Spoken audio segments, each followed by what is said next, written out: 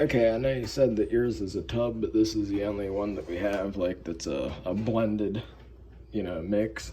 So, check your thingy. I don't know what the hell to call it. Like, what'd you say it was? A trap or a filter strainer? We have, like, ridiculously hard water here. So, as you can see, like, around it, you get, like, a lot of calcium and iron and stuff.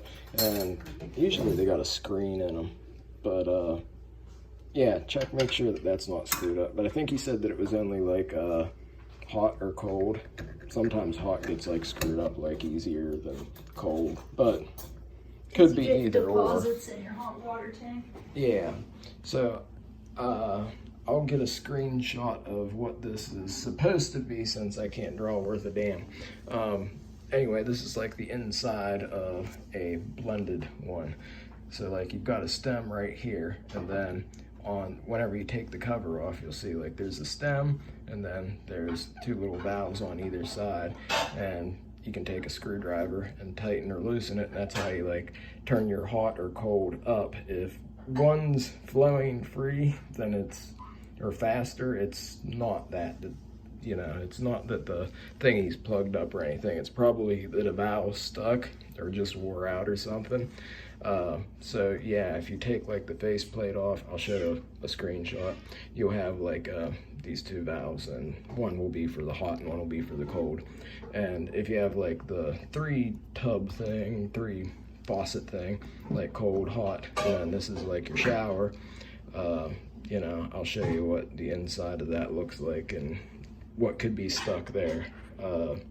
Other than that, it's like could be like a plumbing thing, which is like just a pain in the ass, because then you gotta like fix the damn pipe, because a lot of times you can go ahead and plumb your entire house with like say 3/4 inch pipe, and then right before you go to the shower you can reduce it down to like 1/2 inch and everything's fine. You actually have like way more pressure.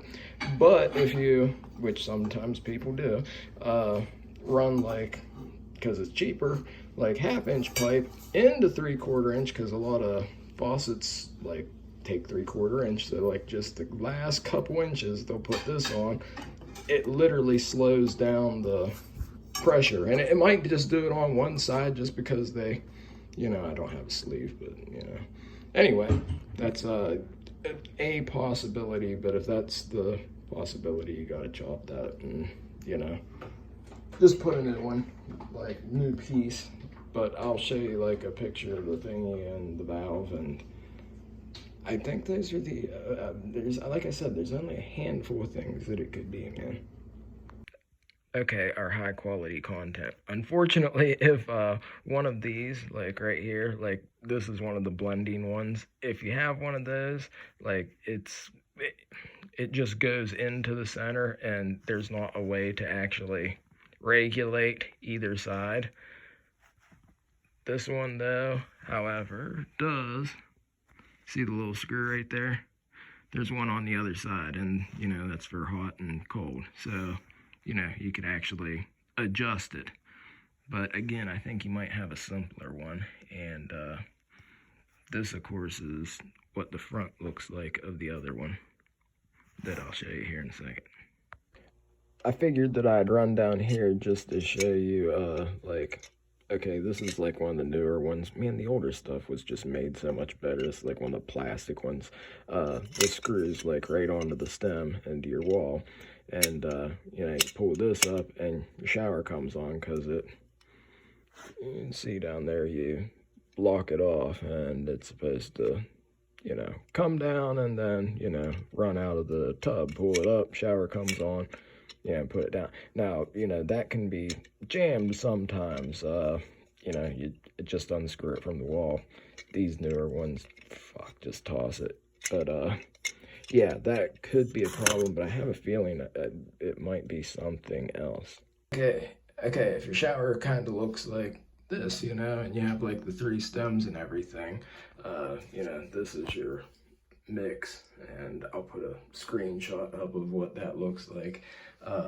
sometimes the valves get stuck, so you'd have to take the handle off and then you'd unscrew this and yeah, check it out, make sure that it's not like screwed up or anything, like any of the bushings are stuck or anything like that.